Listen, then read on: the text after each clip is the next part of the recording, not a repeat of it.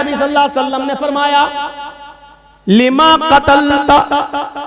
कतलहू, तुमने उसको लिमा कतलतहू, तुमने उसको कत्ल क्यों किया? जब उसने कलमा पढ़ लिया था तो तुमने उसको कत्ल क्यों किया? इस सहाबी ने जवाब दिया, आय अल्लाह के नबी, वो मौत के डर से कलमा पढ़ रहा था। उसने जब देख लिया कि मेरे हाथ में तलवार है और यह आदमी मुझे बिल्कुल मारने के दर पे है, तब उसने मौत से बचने के लिए कलमा पढ़ लिया, इसलिए मैंने उसको मार दिया। फरमाया अशक़क़त क़ल्बहू, उसने मौत के डर से कलमा पढ़ा या अल्लाह के डर से कलमा पढ़ा, ये तुझे कैसे पता चला? क्या तूने उसके दिल को चीर कर देख लिया था? क्या तू उसके दिल में घुसा हुआ था? तुझे कैसे पता चला कि उसने मौत के डर से पढ़ा है या अल्लाह के डर से? कल कयामत के दिन तू इस कलमे को क्या जवाब देगा? कल कयामत के दिन ये कलमा जब आएगा, ला इलाहा इल्लल्लाह मुहम्मदुर रसूलुल्लाह, जब इसकी जबान से ये कलमा निकलते हुए आएगा तो तू इस कलमे को कल क्या जवाब देगा? कयामत के दिन तू इस कलमे को क्या जवाब देगा? इस कलमे की गर्दन का हाथ तेरे गरिबान पर होगा तो इस कलमे को कल कयामत के दिन क्या जवाब देगा? मेरे भाइयों, इस हदीस से पता चलता है कि किसी भी कलमा गो मुसलमान को मारना, किसी मुसलमान को कत्ल करना कितना बड़ा जुर्म है। उस कयामत के दिन जिस आदमी को कत्ल किया गया है, मकतूल जिसको कत्ल किया गया है, कयामत के दिन अपने कातिल को ढूंढेगा, इधर उधर पूरे मैदाने मैशर में ढूंढता फिरेगा। जब कातिल उसको नजर आ जाएगा तो ये उसके सर के बाल पकड़कर उसको खींचते हुए लाएगा और सीधे लाकर अल्लाह रब्बुल आलमीन के सामने लाकर खड़ा कर देगा। अल्लाह पूछेगा, मेरे बंदे ये क्या है? वो कहेगा, आय अल्लाह, ये मेरा, इसको मैं खींच कर तेरे दरबार में लाया हूँ। आए मेरे परवरदिगार, आय अल्लाह, सल हाज़ा लिमा कतलनी, आज तू इससे सवाल करके इसने दुनिया में मुझे क्यों मारा था?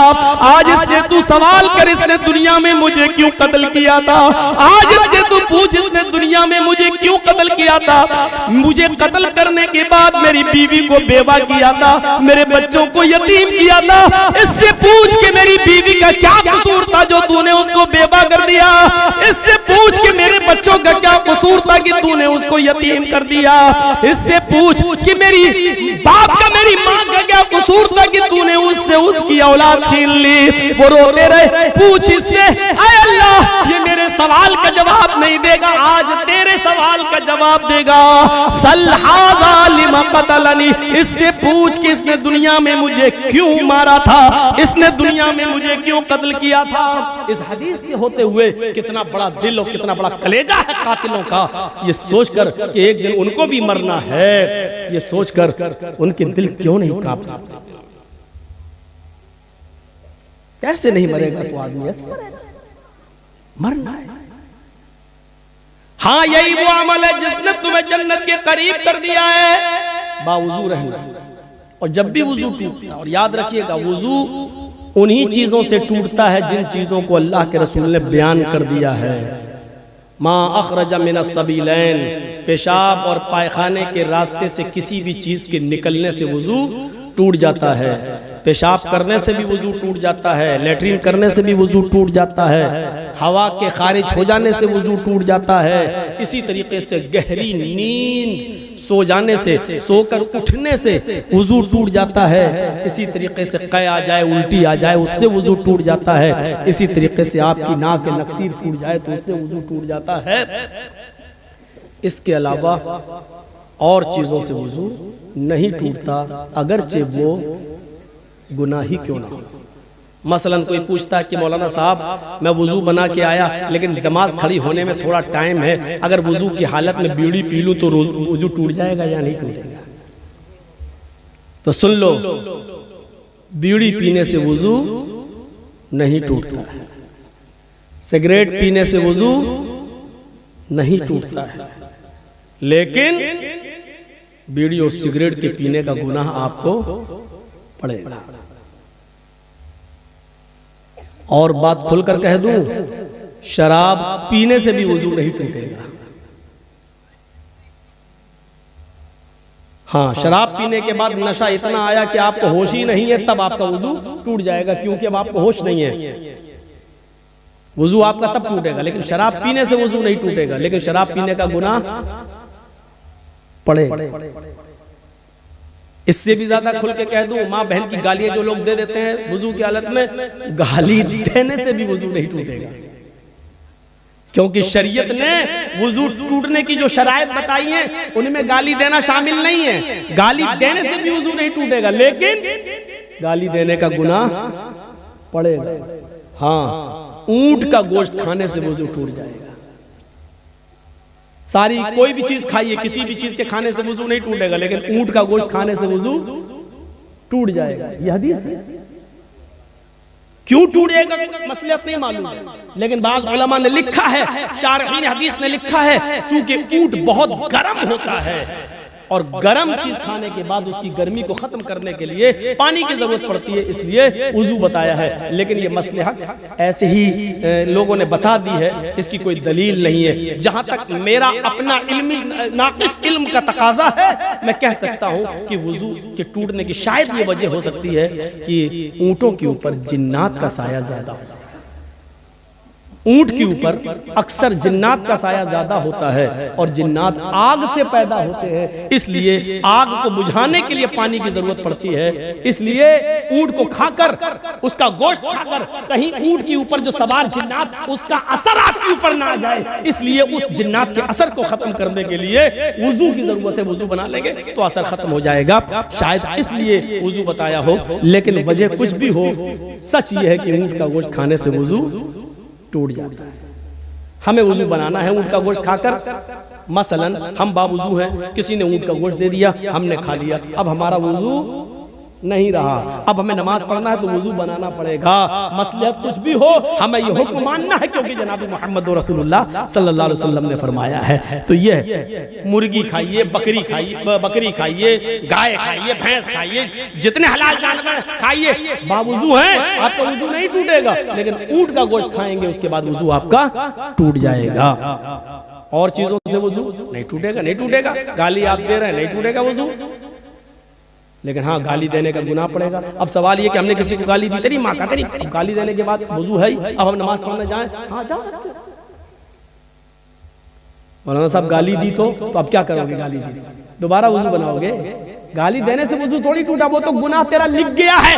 बाएं हाथ के कांधे पर जो फरिश्ता है उसने लिख लिया तेरा गुनाह।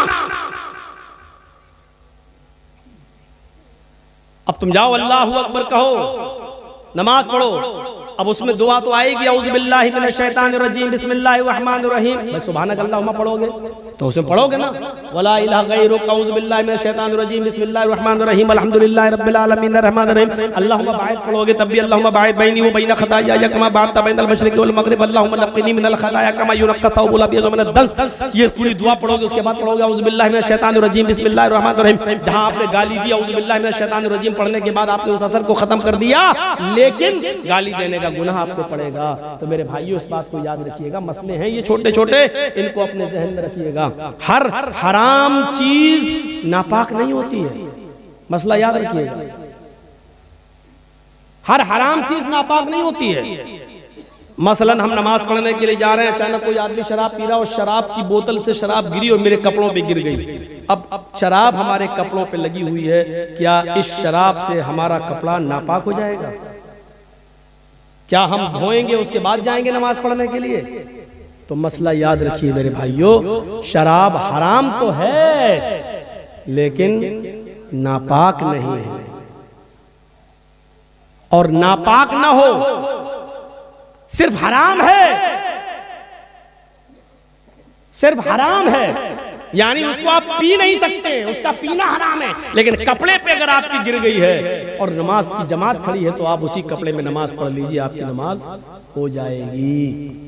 इसी तरीके से आपने किसी जानवर को ज़िबा किया, बकरे को या गाय को, और छुरी चलाते वक्त खून की छींटें आपके कपड़े पे आ गई, खून हराम तो है। इन्नमा हर्रमा अलैकुमुल मैतता वद्दम, अल्लाह ने खुद कहा तुम्हारे ऊपर मुर्दार हराम है, तुम्हारे ऊपर खून हराम है, तुम्हारे ऊपर लहमुल खिंजीर, सूअर का गोश्त हराम है, कहा है? सुन लीजिए, खून हराम तो है, आप खून पी नहीं सकते हैं, खून जब आप निकालेंगे तो जम जाएगा। जमा हुआ खून आप चाकू से काट कर आग में भून कर खा नहीं सकते हैं। महाराष्ट्र में, कोकण में बहुत से लोग खाते हैं। भैंस काटी, कोई भी कुत्ता काटा, कुछ भी काटा तो ब्लड जो निकला उसको एक प्लेट में जमा किया, उसको जमाया, चाकू से काटा और पनीर की तरह हो जाता है वो। चाकू में लगाया, आग में भूना और खा रहे हैं उसको। तो खून खाना और खून पीना हराम है, लेकिन नापाक नहीं है। नापाक की दलील चाहिए, नापाक नहीं है। हर हराम चीज नापाक नहीं होती है। कपड़े पे गिर जाए तो आप नमाज पढ़ सकते हैं, आपकी नमाज हो जाएगी। बहुत सी चीजें पाक होती हैं लेकिन गंदगी में शामिल है। गंदगी में शामिल है नाक। नाक क्या है? कोई आदमी नाक चाट लेगा? नहीं, लेकिन पाक है। अगर नमाज की हालत में हम छीके हूं और पूरी भर गई नाक, तब आप क्या करेंगे? आपके पॉकेट में रुमाल हो, निकालिए, पोंछिए, रुमाल जेब में रख दीजिए। वही रुमाल है, नाक उसमें भर ली है और उसी रुमाल को आपने जेब में भर लिया, आप नमाज पढ़ सकते हैं। रुमाल नहीं है तो आप क्या करेंगे? कुर्ता उठाइए, कुर्ते में पोंछ लीजिए, क्योंकि आपके नाक में लगी हुई है। क्या करेंगे आप? कुर्ता उठाइए, पोंछ लीजिए और आप उसी में नमाज पढ़ेंगे। तो नाक गंदी तो है लेकिन नापाक नहीं है। थूक जमीन पर, हमारे मुंह में थूक है, पी गए, खा गए। हर आदमी के साथ ऐसा होता है। अपना थूक आदमी निकल जाता है, कोई बात नहीं, लेकिन अपना ही थूक अगर जमीन पर थूक दे, उसके बाद कहो चाटोगे नहीं चाटेगा। हम खांसे, बलगम आ गया। अब बलगम क्या करे? रुमाल नहीं है, दामन में पोंछ लिया, नमाज पढ़ रहे हैं। ये गंदा तो है लेकिन नापाक नहीं है। याद रखिए, हर हराम चीज नापाक नहीं होती है। कुत्ता हराम भी है और नापाक भी है। देख रहे हैं, कुत्ता हराम भी है और नापाक भी है। आप कुत्ता काट कर नहीं खा सकते हैं क्योंकि वो हराम है और नापाक भी है। अगर कुत्ता हमारे बर्तन में मुंह डाल दे तो उस बर्तन को 7 मरतबा धुलना पड़ेगा। पहली मरतबा मिट्टी से या आखिरी बार मिट्टी से। अब आजकल मिट्टी नहीं है, साबुन सर्फ वगैरह है, तो उसको एक बार सर्फ से भी धुलना पड़ेगा। 7 बार बर्तन को धुलना है, पहली बार या आखिरी बार सर्फ से या मिट्टी से उसको धुल लीजिए। देखिए, कुत्ता नापाक भी है और हराम भी है, लेकिन बिल्ली हराम है लेकिन नापाक नहीं है।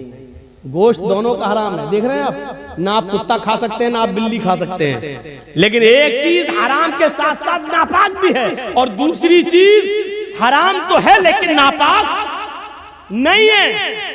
अल्लाह के रसूल ने बिल्ली को काटना और ज़िबा करके उसका गोश्त खाना हराम बताया है, लेकिन जब अल्लाह के नबी वुजू बनाते थे तो बिल्ली आपके पास चली आती थी। आप जिस लोटे से वुजू बना रहे हैं पानी से, बिल्ली की जबान निकली, आप उसी लोटे को टेढ़ा कर देते थे, बिल्ली उसी लोटे से पानी पी लिया करती थी। और बिल्ली के झूठे पानी से अल्लाह के रसूल वुजू बना लिया करते थे और वुजू बनाकर आप मस्जिद में नमाज भी पढ़ने जाते थे। कुत्ता नापाक इतना कि उसके झूठे को 7 बार धुलना पड़ रहा है और बिल्ली हराम के साथ साथ नापाक नहीं है, इतनी पाक कि उसका झूठा पानी अल्लाह के रसूल से वुजू बना के नमाज भी पढ़ने जा रहे हैं। तो याद रखिए, हर हराम चीज नापाक नहीं होती है, लिहाजा हराम चीज का खाना हराम है, लेकिन कपड़े में अगर लग जाए, अब वो स्प्रे होता है, स्प्रे परफ्यूम होता है ना, लोग कहते हैं इसमें अल्कोहल है। अल्कोहल, अरे जब शराब नापाक नहीं है तो अल्कोहल कैसे नापाक हो जाएगा? अल्कोहल पीना हराम है, अल्कोहल खाना हराम है। अल्कोहल की बोतल लाकर आप पिएंगे ये हराम है, लेकिन अल्कोहल अगर कपड़े में लग जाए, खुशबू है, परफ्यूम में है, मारा स्प्रे और नमाज पढ़ने जा सकते हैं? हाँ जा सकते हो। उसमें अल्कोहल है, बना रहने दो अल्कोहल। अल्कोहल तो फौरन उड़ जाता है, जैसे आपने मारा स्प्रे, स्प्रे की खुशबू आपके उस पे आई और अल्कोहल उड़ जाता है। अल्कोहल रुकता नहीं है। होम्योपैथिक मेडिसिन में अल्कोहल डाला जाता है और जब अल्कोहल जब आप ऐसे पकड़ेंगे और पानी में बूंद डालेंगे, होम्योपैथिक ड्रॉप्स डालेंगे, लिक्विड होम्योपैथ, तो वो अल्कोहल उड़ता जाएगा। अल्कोहल रुकता नहीं है। तो मेरे भाइयों, परफ्यूम लगाकर कर भी नमाज पढ़ना जायज है, अगरचे परफ्यूम में अल्कोहल क्यों ना हो, नमाज पढ़ सकते हैं, क्योंकि हराम तो हो सकता है लेकिन नापाक नहीं। अच्छा, अब लोग कहेंगे हराम तो है, हराम तो है, हराम चीज कपड़े पे लग जाए तो कैसे नमाज हो जाएगी?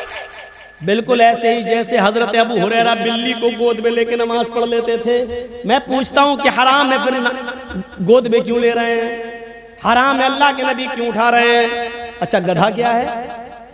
वो भी तो हराम है, लेकिन अल्लाह के रसूल गधे की पीठ पर बैठकर सवारी कर रहे हैं और चल रहे हैं। अगर गधा नापाक होता तो अल्लाह के रसूल सल्लल्लाहु अलैहि वसल्लम उस नापाक जानवर पर बैठकर सवारी नहीं करते।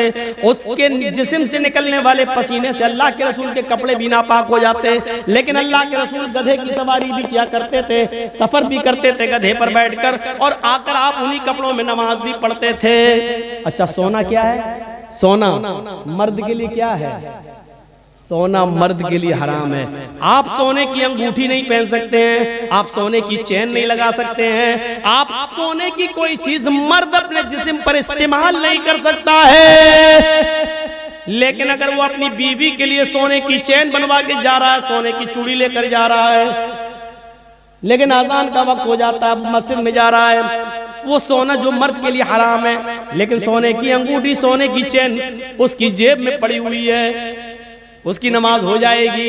इसलिए कि सोना हराम है मर्द के लिए, लेकिन नापाक नहीं है। इतना याद रखिए कि कुछ चीजें नापाक तो हैं, लेकिन कुछ चीजें हराम तो है लेकिन नापाक नहीं। कुछ चीजें हराम है तो उसके साथ नापाक भी है, जैसे कुत्ता हराम है और नापाक भी है। हम कुत्ते को गोद में उठा नहीं सकते, अगर उठा लिया तो हमें कपड़े धुलना पड़ेंगे। अगर सूखा कुत्ता भी, ड्राई कुत्ता भी, सूखा कुत्ता भी अगर हमसे छुल गया तो हमें उतना हिस्सा धोना पड़ेगा, क्योंकि कुत्ते की खाल मोटी होती है और उसके जिस्म से निकलने वाला पसीना भी नापाक होता है। लिहाजा ड्राई कुत्ता, सूखा कुत्ता भी अगर हमसे छुल जाता है तो हमें उतना हिस्सा धुलना पड़ेगा। और बिल्ली चाहे कितनी ही हमसे रगड़े छुले, हमारी गोद में आके बैठ जाए, हमें कपड़ा धुलने की जरूरत नहीं है। ये छोटे छोटे मसलों को आप याद रखिएगा। अब मैं थोड़ा सा आगे बढ़ता हूँ, तो वुजू के बाद नफिल नमाज पढ़ लेना भी जन्नत में ले जाने का सबब है। इज़ा क़ालल मुअज़्ज़िन अल्लाहु अकबर अल्लाहु अकबर, जब मुअज़्ज़िन कहे अल्लाहु अकबर फ़क़ूलू अल्लाहु अकबर, तो तुम भी कहो अल्लाहु अकबर अल्लाहु अकबर। वइज़ा क़ालल मुअज़्ज़िन अशहदु अल्ला इलाहा इल्लल्लाह, जब मुअज़्ज़िन कहे अशहदु अल्ला इलाहा इल्लल्लाह, तो तुम भी कहो अशहदु अल्ला इलाहा इल्लल्लाह। जब मुअज़्ज़िन कहे अशहदु अन्ना मुहम्मदर रसूलुल्लाह, तो तुम भी कहो अशहदु अन्ना मुहम्मदर रसूलुल्लाह। जब मुअज़्ज़िन कहे हय्या अलस सलाह फ़क़ूलू ला हौला वला कुव्वता इल्ला बिल्लाह, जब मुअज़्ज़िन कहे हय्या अलस सलाह, तो तुम कहो ला हौला वला कुव्वता इल्ला बिल्लाह। जब मुअज़्ज़िन कहे हय्या अलल फलाह, तो तुम कहो ला हौला वला कुव्वता इल्ला बिल्लाह।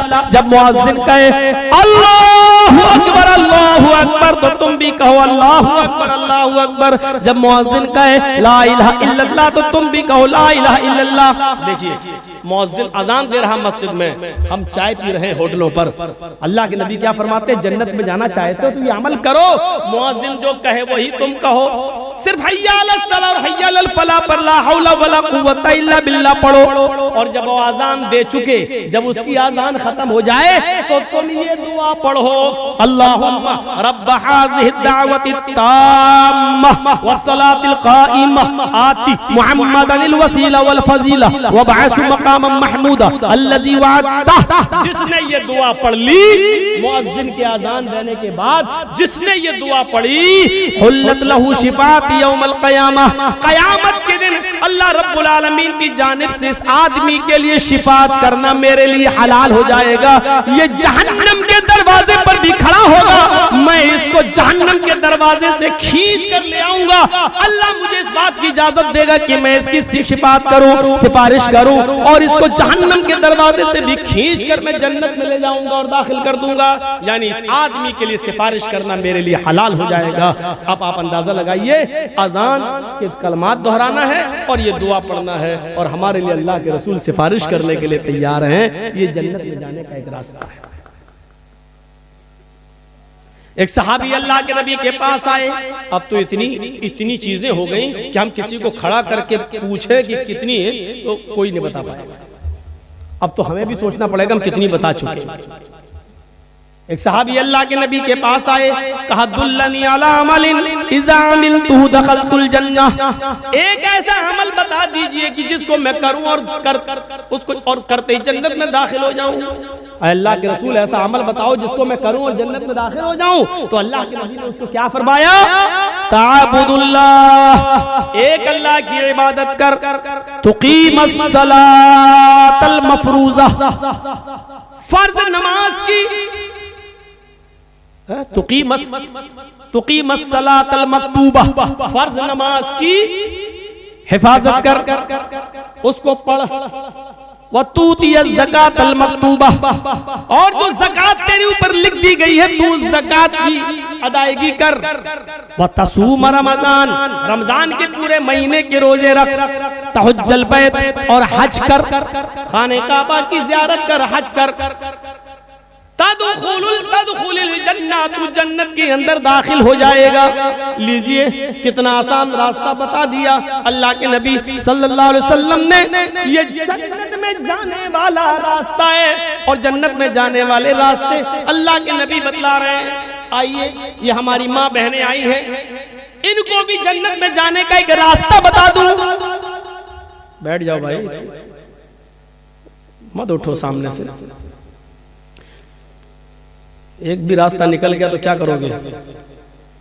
सुनिए बहुत अच्छा, माँ बहनें आई हैं, सुन लो। अय्युम अमरातिन इज़ा सल्लत खम्सहा व सामत शहरहा व अहसनत फरजहा व अताअत बालहा फलतदखुल मिन अब्वाबिल जन्नति शात। ये चारों चीजें औरतों के लिए बताई जा रही हैं। जो औरत पांचों वक्त की नमाज पढ़ ले, पाबंदी के साथ पांचों वक्त की नमाज पढ़ती हो, वह सामत शहरा, रमजान के पूरे महीने के रोजे रखती हो, वह अहसनत फरजा, अपनी शर्मगाह की हिफाजत करती हो, बेहुदा कपड़े न पहनती हो, कपड़े लूज हो, ढीले ढाले हो, चुस्त ना हो, उसके जिस्म का बना और कसावट दिखाई न देती हो, ढीले ढाले कपड़े पहनती हो, वह अताअत बालहा, और अपने शौहर की इताअत व फरमा बरदारी करती हो, अपने शौहर की सेवा में, अपने पति की सेवा में कमी न करती हो।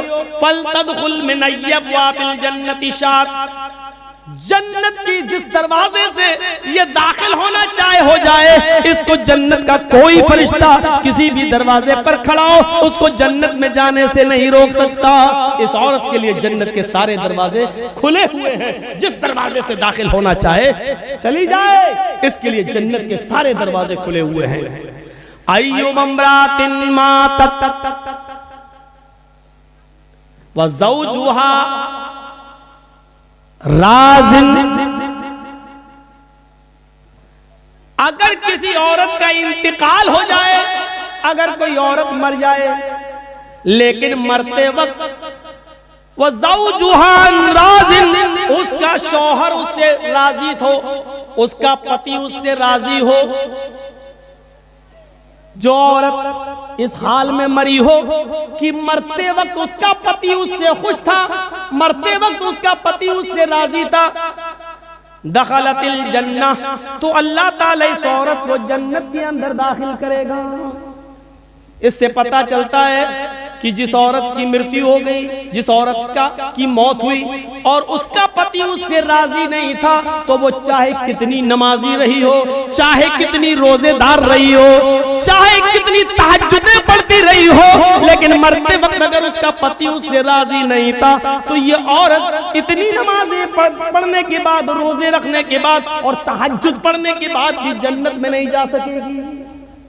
औरतों की नमाज और रोजा और हज और ज़कात ये डिपेंड करता है शौहर की मर्जी पर, शौहर की खुशी पर, उसके पति की मर्जी पर, पति की खुशी पर। अगर शौहर राजी तो औरत जन्नती मरते वक्त, अगर शौहर नाराज तो औरत जहन्नमी, नहीं जा सकती जन्नत के अंदर। इन चीजों पर हमें गौर करना है। आए अल्लाह के नबी सल्लल्लाहु अलैहि वसल्लम हमें जन्नत में जाने का रास्ता बताओ। हम जन्नत में जाना चाहते हैं, हम क्या करें? फरमाया अफ़शु सलाम। उड़ते बैठते चलते फिरते मोहल्ले में, गांव में, शहर में जो मिलता है, जानता हो या ना जानता हो, जानने वाले और अनजान हर आदमी से सलाम करते हुए जाओ, सलाम फैलाओ। सुनो जन्नत में जाने का अमल, अफ़शु सलाम, सलाम फैलाओ। जा रहे हैं, आदमी है तो मुसलमान, है तो गांव का ही, लेकिन हम जानते नहीं कौन है, फिर भी उसको कहो सलाम वालेकुम।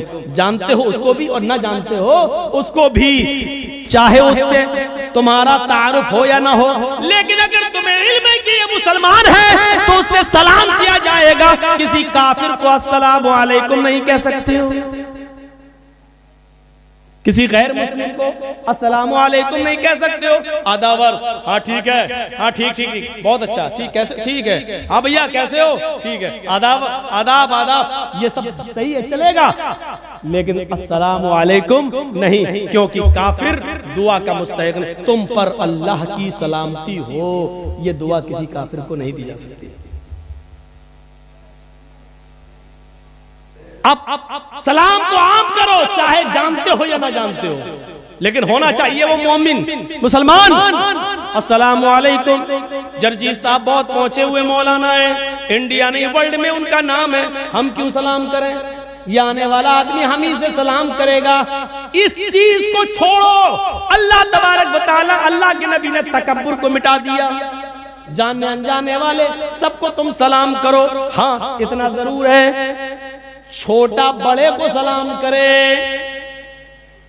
छोटा युसल्लिमु सगीर अलल कबीर, छोटा बड़े से सलाम करे। अब छोटे आदमी को अकल नहीं है, नहीं बड़ा सलाम करा तो बड़ा भी सलाम कर सकता है। अल्लाह के रसूल तो बच्चों से भी सलाम करते थे। तो पहली चीज सलाम के उसूल समझ लो। हमेशा छोटा आदमी बड़े को सलाम करेगा, लेकिन अगर छोटा सलाम नहीं कर रहा है तो बड़ा सलाम करने में पहल कर सकता है, कोई हर्ज की बात नहीं। छोटा बड़े को सलाम करेगा। पैदल चलने वाला और एक आदमी वहां से मोटरसाइकिल से या साइकिल से आ रहा है तो अर्राकिब युसल्लिम अलल माशी, तो जो सवारी पर आ रहा है, सवारी पर चलने वाला पैदल चलने वाले से सलाम करेगा। अदब देखिए, घमंड तोड़ा अल्लाह तबारक अल्लाह के रसूल ने। पैदल चलने वाले को मामूली मत समझो, तुम सवारी पे आ रहे हो, तुम सलाम करो पैदल चलने वाले से। बड़ी गाड़ी वाला छोटी गाड़ी वाले से सलाम करेगा। हम जर्जी साहब यहाँ बाइक से जा रहे हैं और उधर कोई फोर व्हीलर से आ रहा है तो फोर व्हीलर वाला सलाम करेगा मोटरसाइकिल पर चलने वाले को। छोटा बड़े को सलाम करेगा, सवार पैदल को सलाम करेगा। हाँ, अगर जानते हो कि इस आदमी से सलाम की उम्मीद नहीं है तो पैदल चलने वाला भी सवार आदमी से सलाम कर ले। अगर जानता है बड़ा आदमी है तो सलाम करेगा नहीं, चलो हम ही सलाम कर लें, ऐसी सूरत में कर लो, कोई दिक्कत की बात नहीं है। लेकिन उसूल और ज़ाब्ता यही है कि छोटा बड़े को सलाम करे, सवार पैदल को सलाम करे। फरमाया अफ़शुस सलाम, सलाम को आम करो। मुत्ताम, हर भूखे को खाना खिलाओ, चाहे वो तुम्हारे दरवाजे पर मांगने आया हो या कुछ लोग ऐसे जो भूखे हैं लेकिन शर्म की वजह से तुमसे मांग नहीं पा रहे हैं। उनका पता लगाओ कि वो कौन है, उनको ढूंढो और पता लगाओ इन्होंने खाना खाया या नहीं, उनको अपने घर पे लाओ। तो शर्म लग रही है, आपको मालूम है कि वो लोग बड़े खुददार हैं, मांगेंगे नहीं लेकिन भूखे हैं, तो अपने घर से खाना ले जाकर उनके घर ले जाकर पहुंचाओ। भूखों को खाना खिलाओ। वसलुल अरहाम, रिश्तेदारियों को जोड़ो। आपको मालूम है ये मेरी खाला है, ये भांजा है, भांजा खाला से नाराज है, ये दोनों सगी बहनें आपस में नाराज हैं। ये फला गली का लड़का या फला हमारी गली के लड़के से नाराज है। ये रिश्तेदारियों में फर्क है। वसलुल अरहाम, तो तुम रिश्तेदारियों को जोड़ो, आपस में एक दूसरे के ताल्लुक को कायम करो। अल्लाह के नबी ने क्या जन्नत में जाने के उसूल और ज़ाब्ते बताए। अफ़शुस सलाम, सलाम फैलाओ, सलाम को आम करो। व अतिमुत ताम, खाना खिलाओ भूखों को, चाहे वो मांगने वाले हो या बेचारे मारे शर्म के मांग न पा रहे हो, उनको खाना खिलाओ। वसलुल अरहाम, रिश्तेदारियों को जोड़ो। जो भी एक दूसरे से कटा हुआ है, ये समाज और समाज के सरदार की ड्यूटी है, समाज के जिम्मेदार की ड्यूटी है कि वो उनके आपस में झगड़े को खत्म करके उनको मिलाए। और चौथी चीज बताई, वक़ूमू बिल्लैली वन्नासु नियाम, लोगों जब सारी दुनिया ख्वाबे खरगोश में सो रही हो, जब सब खर्राटे लेकर मीठी मीठी नींद के मजे ले रहे हो और सब अपनी सख्त सर्दियों की रातों में अपने मुंह पर कंबल ढांक कर सो रहे हो, ऐसी ठंडी रात में उठकर वुजू बनाकर अपने घर के कोने में मुसल्ला बिछाकर अल्लाह की इबादत करो, क़याम करो, रात को जागो, नमाज पढ़ो, तहज्जुद पढ़ो, कुरान की तिलावत करो। वक़ूमू बिल्लैल, रात के किसी हिस्से में उठो। वन्नासु नियाम, उस वक्त जब लोग सो रहे हो, जब सारी दुनिया नींद के मीठी नींद के मजे ले रही हो, उस वक्त अपने रब को मनाओ, उसके सामने तौबा करो, इस्तिग़फ़ार करो, उठो नमाज पढ़ो, उठो इबादत करो, हाथ उठाओ, तौबा करो, इस्तिग़फ़ार करो, मग़फ़िरत मांगो, अपने आंखों से आंसुओं को गिराओ और रो रो कर अपने रब को मनाओ, रो रो कर अपने रब से तौबा करो। तुम ये चार काम अगर कर लोगे, अफ़शुस सलाम, फिर से सुनो, सलाम फैलाओ, वातिमुत ताम, भूखे को खाना खिलाओ, रिश्तेदारियों को जोड़ो, और रात के तारीख हिस्से में जब पूरी दुनिया सो रही हो तो अकेले उठो और अल्लाह को याद करो, रो और गिड़गिड़ाओ। रात की तारीकी में कौन उठता है? रात में वही उठेगा जिसको घमंड नहीं होगा, क्योंकि वो जानता है सारी दुनिया सो रही है, उसके अंदर दिखावा नहीं होगा। मौलाना जर्जीस रात की तारीकी में मस्जिद में आके नमाज पढ़ें तो दिखावा हो सकता है कि लोगों को दिखाने जा रहे हैं कि देखो हम रात में तहज्जुद पढ़ते हैं, लेकिन घर के अंदर जब सारे लोग पूरा मोहल्ला सो रहा है लेकिन घर के अंदर हम नमाज पढ़ रहे हैं, तो कौन जानता है कि हम रात को उठ के नमाज पढ़ रहे हैं। इसलिए फरमाया जब सारी दुनिया सो रही हो तो तुम उठो और घर के कोने में तुम नमाज पढ़ो, इबादत करो और दुआ, क्योंकि इस वक्त तुम्हारे अंदर घमंड नहीं है, तकब्बुर नहीं है। तदखुलुल जन्नत बिसलाम, अगर ये चार काम तुम कर लो तो तुम सलामती के साथ जन्नत में दाखिल हो जाओगे, सलामती के साथ तुम जन्नत में चले जाओगे। सलाम को फैलाओ, भूखों को खाना खिलाओ, कितनी अच्छी चीजें बताई हैं, ये जन्नत में जाने के रास्ते हैं। और हम क्यों आए इस दुनिया के अंदर? उसी खोए हुए मकाम को, जिस मकाम से हमारे बाप आदम और हव्वा को निकाला गया, उस मकाम को दोबारा पाने के लिए अल्लाह ने यहाँ भेजा है।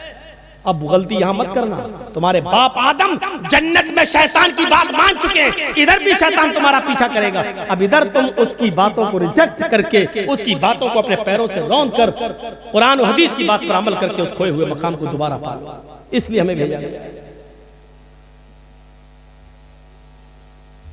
और आपसे बहुत ही मुअद्दबाना गुजारिश, जलसों के अंदर मेलों को बंद करिए। हिंदुस्तान के किसी भी कोने में चले जाइए, मेला नहीं लगता। हम यूपी में जलसे करते हैं, किसी जलसे में मेला नहीं लगता। हम आंध्रा में जाते हैं, मेला नहीं लगता। हम तेलंगाना में जाते हैं, मेले नहीं लगते।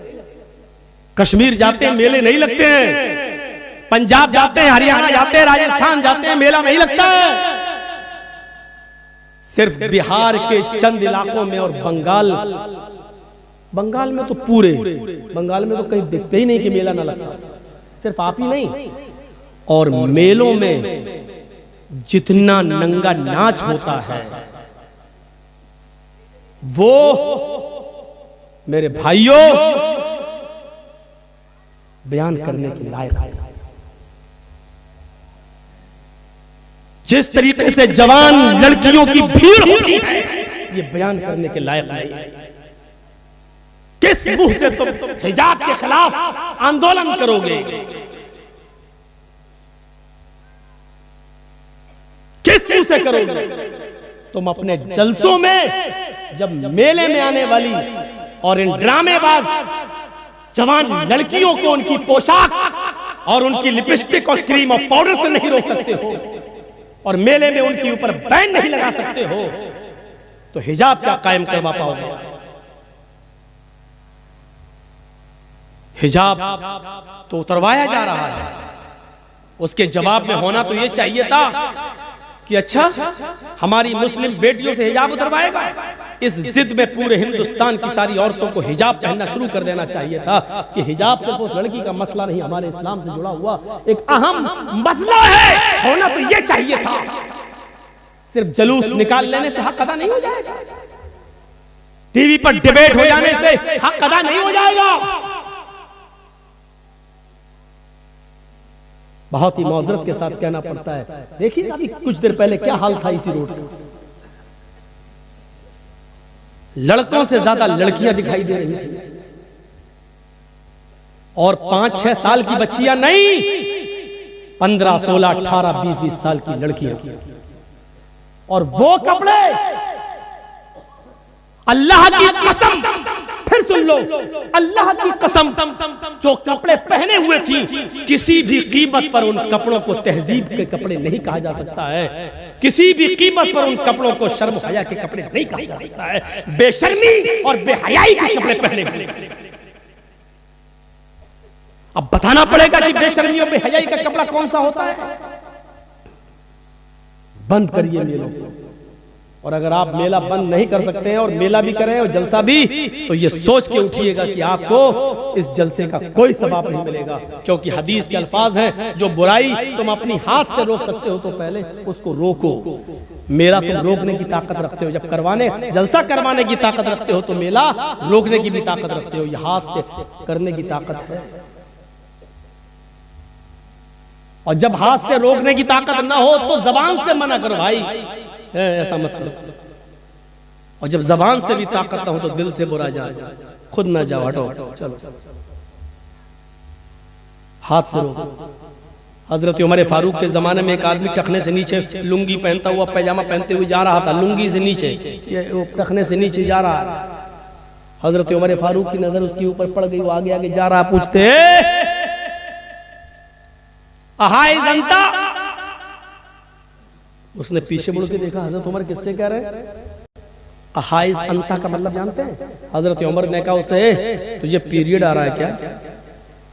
औरतों को जो महीने में कुछ दिन, मखसूस दिन जो उनको गुजरना पड़ता है एमसी से, उनको कुछ दिन, 4-5 दिन जो उनको ब्लड आता है, उस महीने को उसको कहते हैं पीरियड, महीना।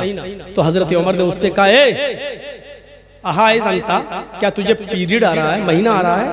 वो पीछे मुड़ के देखता है, किसको कह रहे हैं अल्लाह के हजरत उमर? तो कहा कि जी किसको कह रहे हैं? कहा तुमसे कह रहा हूं। मुझसे? हंसते हुए वो कहता मुझसे कि हाँ। हंसते हुए कहता, अमीरुल मोमिनीन आपका दिमाग तो सही है, हल यहीजुर रजुल, क्या मर्द को भी महीना आता है?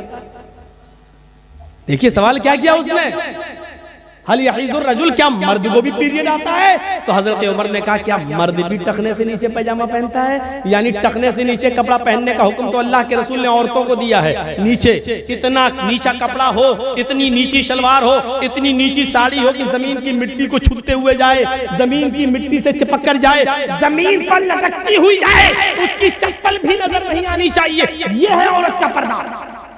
टखने से नीचा कपड़ा तो अल्लाह के रसूल ने औरत को पहनने को हुक्म दिया है, और तुम टखने से ऊपर पहने हुए हो, तुम टखने से नीचे पहने हुए हो, यानी औरतों वाला कपड़ा पहने हो, औरतों वाला काम कर रहे हो। जब कपड़ा पहनने में, पैजामा पहनने में जब औरतों वाला काम इस्तेमाल कर सकते हो, तो हो सकता है कि तुम्हें महीना भी आ रहा है। ये बेसिकीन छुरी लाओ, और छुरी से उसका पैजामा काट दिया। उसने कहा अमीरुल मोमिनीन मैं घर पे छोटा कर लूंगा। कहा नहीं, उसका पैजामा वहीं से काट दिया और कहा कि सुनो, अल्लाह के नबी ने फरमाया जब कोई बुराई अपनी आंख से देखो तो अपने हाथ से दूर करो। मुझे मेरे अंदर हाथ से दूर करने की ताकत थी। कौन है इसका जिम्मेदार? कौन करेगा? अभी इस समाज में कोई लड़का किसी लड़की को लेके भाग जाए, 2-4 दिन के बाद पकड़ा जाए, पंचायत बैठ जाएगी, इतना जुर्माना, इतना ये वो, शादी करो, ये करो, नहीं करे तो इतना जुर्माना, तेरी हिम्मत कैसे पड़ी? सब गांव के सरदार बैठ जाएंगे। एक लड़का लड़की को लेके भागता, पंचायत बैठ जाती है। आपके समाज में अगर कोई आदमी फजर की नमाज नहीं पढ़ता है, कहां चले जाते हैं गांव के सरदार लोग, और उस वक्त पंचायत बिठा के क्यों उसके लिए सजा मुतय्यन नहीं करते हैं? बताइए। आपके समाज में कोई आदमी शराब पी के घर पे आ जाता है, समाज का सरदार क्या करता है? मीटिंग नहीं बुलाता है, उस पर एक्शन नहीं लेता है। अगर लड़का लड़की को लेके भाग जाए, उसकी मीटिंगें हो सकती हैं, उसके ऊपर जुर्माना मुतय्यन हो सकता है, तो मुझे बताओ कि फिर आपके समाज में कोई फजर की नमाज ना पढ़े, जोहर की नमाज ना पढ़े, उसके लिए कोई सजा मुतय्यन क्यों नहीं की जाती है? मतलब ये है कि जो आप जिन कामों पर सजा मुतय्यन करेंगे और जो आपको अच्छा लगेगा वो आप करेंगे, शरीयत के मुताबिक आपको नहीं चलना है। आप जिसकी चाहेंगे उसकी पंचायत बिठाएंगे, और जो गुनाह है और जिन गुनाहों की नहीं चाहेंगे उन गुनाहों की ये आपकी मर्जी नहीं चलेगी। मेरे भाइयों, इस्लाम नहीं चलेगी।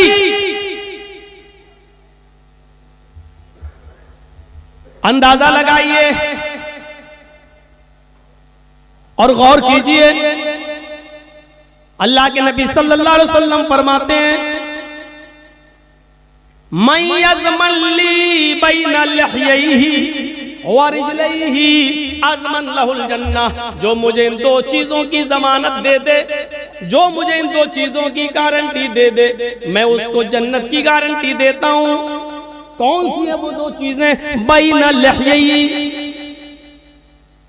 दोनों ये जो दाढ़ी के जो दोनों किनारे हैं, गाल, मुंह, इनके बीच में ज़बान।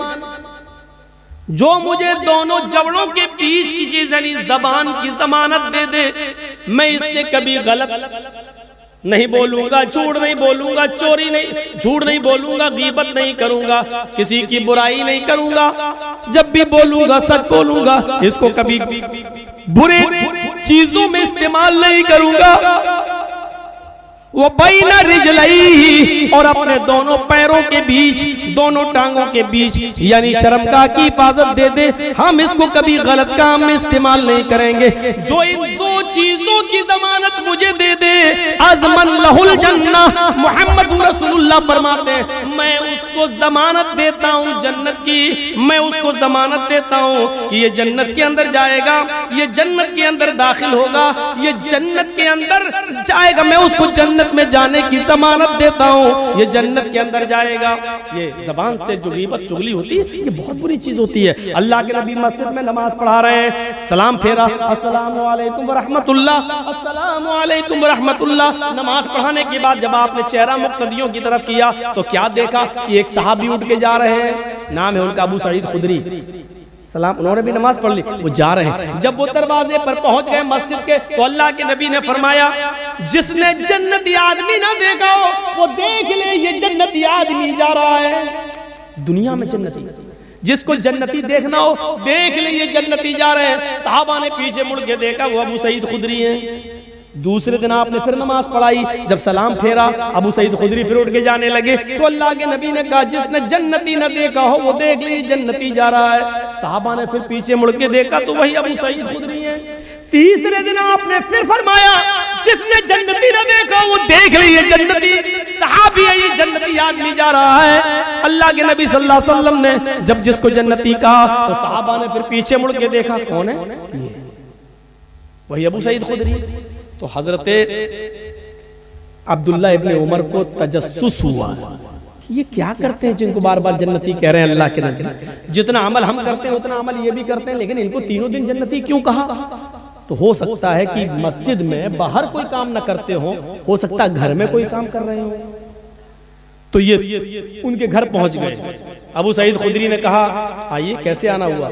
कहा, मेरे अब्बू से लड़ाई हो गई है मेरी, कुछ 2-3 दिन में तुम्हारे यहाँ रहना चाहता हूँ, उनका गुस्सा ठंडा हो जाएगा, मैं चला जाऊंगा। कहा, अच्छा ठीक है, आओ, कोई बात नहीं, माँ बाप से नहीं लड़ना चाहिए, वैसे तुम आ जाओ, मेरे मेहमान हो, उनको क्या मालूम ये किस लिए आए। उन्होंने कमरा दे दिया उनको।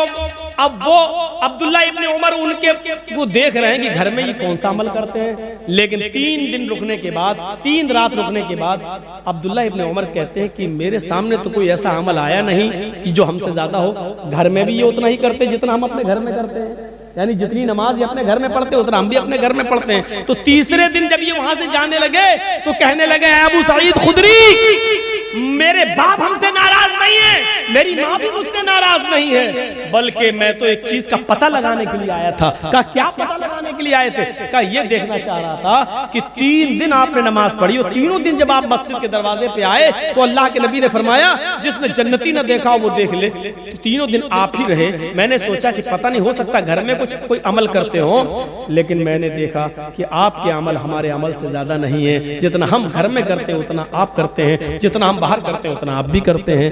लेकिन जन्नत में आप जा रहे हैं और किसी को अल्लाह के रसूल नहीं कह रहे हैं, सिर्फ आपसे कह रहे हैं, क्या मामला है? अबू सईद खुदरी कहते हैं ये तो मैं नहीं जानता, लेकिन शायद एक वजह हो। कहा क्या? मैं मस्जिद में भी फजूल में नहीं बैठता, बेकार नहीं बैठता। देख रहे हैं, मैं मस्जिद के अंदर भी फालतू नहीं बैठता। जैसे ही नमाज खत्म होती है, अस्सलामु अलैकुम व रहमतुल्लाह, अस्सलामु अलैकुम व रहमतुल्लाह, मैं फौरन नमाज पढ़ के, फर्ज नमाज पढ़ के घर आ जाता हूँ। सुन्नतें और नवाफिल मैं घर में पढ़ता हूँ। मेरी ये खूबी ये होगी कि अब तक जब से मैंने नमाजें पढ़ना शुरू की और इस्लाम लाया हूँ, मैंने अब तक न तो अपनी जबान से किसी की बुराई की है और ना ही मेरे कानों ने आज तक किसी की बुराई सुनी है। हजरत उमर कहते हैं, अब्दुल्ला इब्ने उमर कहते हैं शायद यही वजह हो। वो अल्लाह के नबी के पास आए, कहा अल्लाह के नबी, अबू सईद खुदरी ने मुझे ये बताया है, क्या ये सच है? फरमाया मैं नहीं चाहता था कि अबू सईद खुदरी की नेकी तुम्हें बताऊं, वो राज में थी, राज में रहने देता, लेकिन तुम उनके घर जाकर मालूम कर आए हो। हाँ आए लोगों, उन्होंने आज तक किसी की गीबत नहीं की, उन्होंने आज तक अपनी जबान से किसी की बुराई नहीं की और आज तक उनके कानों ने किसी की बुराई नहीं सुनी है। यही नेकी है कि अल्लाह ने उनको जन्नती बना दिया और मैंने उनको जन्नती कह दिया। ये जन्नती आदमी है। इस हदीस की रोशनी में हम लोग अपना गरीबान के बटन खोल के झांकें कि कितने जन्नती हैं। अभी यहाँ से जाते जाते और घर तक पहुँचते पहुँचते भी किसी न किसी की बुराई कर ही देंगे। और इस मामले में हमारे दाएं बाएं जो बैठी हुई हैं हज्जने चौधराना, ये मोहल्ले की औरतें ना, ये तो अम्मा है बातों की, इनको तो अवार्ड मिलना चाहिए। एक पेड़ के नीचे 2 औरतें जोर जोर से बातें कर रही थी। अचानक एक आम ऊपर से टूटा और नीचे गिरा। एक औरत कहने लगी ये अचानक कैसे गिर गया, ये गिरा कैसे? दूसरा आम दूसरी औरत बोलने ही वाली थी कि इतने में आम खुद बोल पड़ा, तुम दोनों की बातें सुन सुन के हम पक गए इसलिए गिर गए। यानी औरतें इतना बोलती हैं कि आम तक उनकी बातें सुन के पक जाते हैं। ये चुप रह ही नहीं सकती है। ऐसा ट्रांजिस्टर, ऐसा रेडियो है इसका। कभी कभी आप देखिए स्कूल में भी जाएंगी सहेलियों के साथ तो पीछे बाइक वाला हॉर्न ही मारता रहेगा, इनको हॉर्न नहीं सुनाई देगा।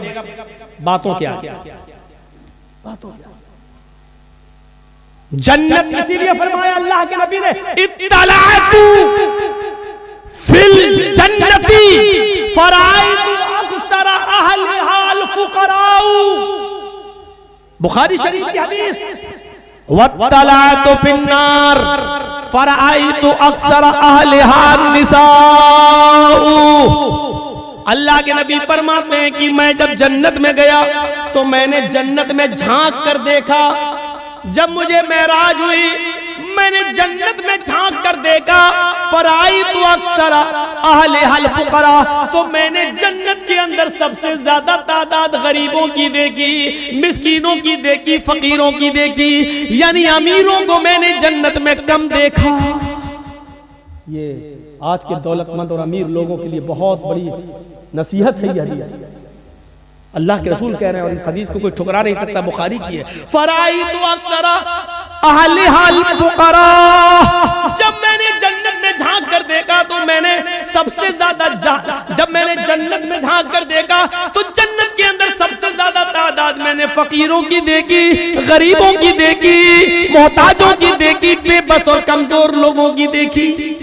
गरीब आदमी को क्या हिसाब किताब देना, उसको दौलत का हिसाब देना ही नहीं है, उसके पास है ही नहीं, उसको जुल्म का हिसाब देना ही नहीं। गरीब आदमी वो दूसरे के ऊपर जुल्म कर ही नहीं सकता बेचारा, उसको किसी का, उसको नमाज का, रोजे का, बस दो ही चीजों का हिसाब देना है। ज़कात तो उसके ऊपर फर्ज थी ही नहीं बेचारे को कि ज़कात दी थी कि नहीं, उसके पास खुद ही नहीं था, वो दूसरों से खुद ज़कात लेता था, तो उसको नमाज और रोजे का हिसाब देना, बस ज़कात उसके ऊपर थी नहीं क्योंकि वो खुद गरीब है, हज उसके ऊपर था ही नहीं क्योंकि हज का पैसा ही नहीं था, वो गरीब आदमी।